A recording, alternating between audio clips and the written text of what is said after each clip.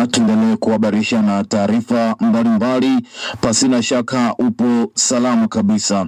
Habari ambayo imetufikia ni tukio la kuvamiwa nyumbani kwa mwanaharakati na mwanachama wa Chama cha Demokrasia na Maendeleo Chadema Mdude Nyagali, ambaye amevamiwa nyumbani kwake na watu waliojitambulisha kama ni askari wa jeshi la polisi usiku wa kuamkia leo.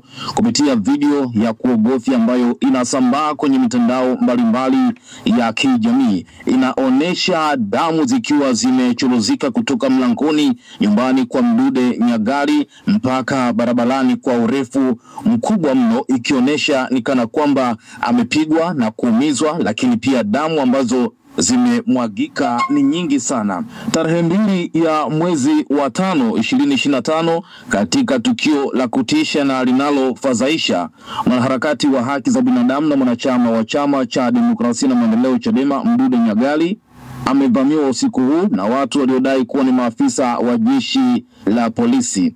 Kwa mujibu wa mashuhuda, watu hao walivunja mlango wa nyumba yake kwa nguvu, wakamkamata, wakampiga kwa ukatili mkubwa kiasi cha kuvuja damu nyingi na kisha kutoweka naye kusikojulikana.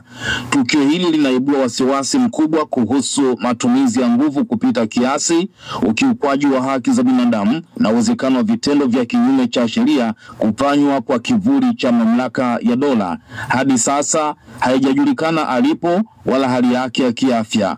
Familia yake, wanaharakati wenzake na umma kwa ujumla wana hofu kubwa kuhusu usalama wake.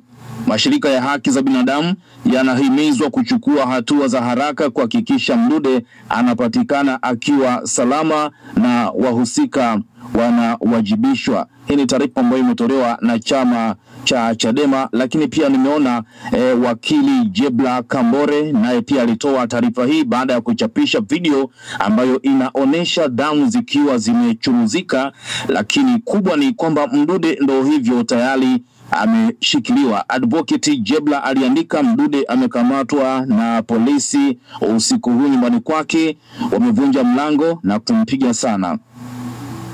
Kwa kuwa tumeamua kuwakabidhi watu wa aina hii bunduki, basi matokeo yake ndo haya.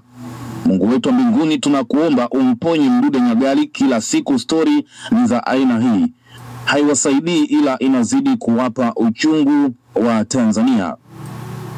Nimejaribu pia kupitia katika page na mitandao mbalimbali ya Mdude Nyagali kwa lengo la kuangalia mara ya mwisho alichapisha taarifa gani kupitia mitandao yake ya kijamii. Kama unavyo fahamu ni kwamba mara nyingi sana kukamatwa kwa wanaharakati kama hawa, utakuta kesi ambayo mtu anakutana nayo, basi utakuta ni kesi ya uchochezi, taarifa za uongo au makosa ya kimtandao. Kwa hiyo huenda kuna kitu labda alikiandika kupitia mitandao yake kijamii ambacho kimepelekea kukamatwa. Lakini pia viongozi wa Chadema wanasema nini? Lakini pia tumeona rais wa chama cha wanasheria Tanganyika Boniface Mwabukusi pia akiandika kuhusu kuchukuliwa kwa Mdude Nyagali na askari wa jeshi la polisi kama taarifa zinavyodai, lakini pia kama jinsi walivyojitambulisha.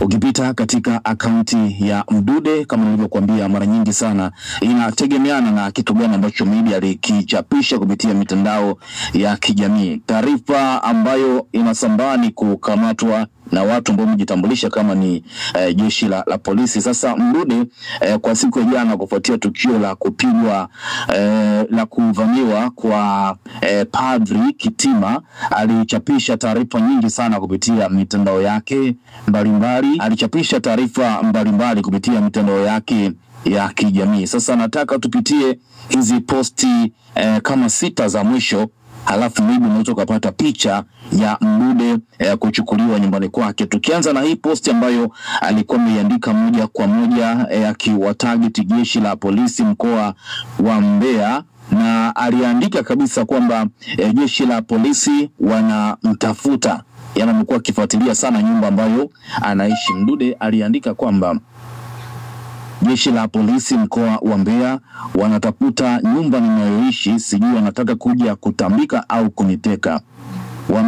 akamwambia mmoja wa wanachama wetu kwamba tunaomba utuoneshe nyumba tu anayoishi Mdude, tutakupa pesa. Alipouliza anakosa gani, wamekwepa kusema. Yani wamefikia hatua ya kutoa rushwa ili waoneshwe ninapoishi.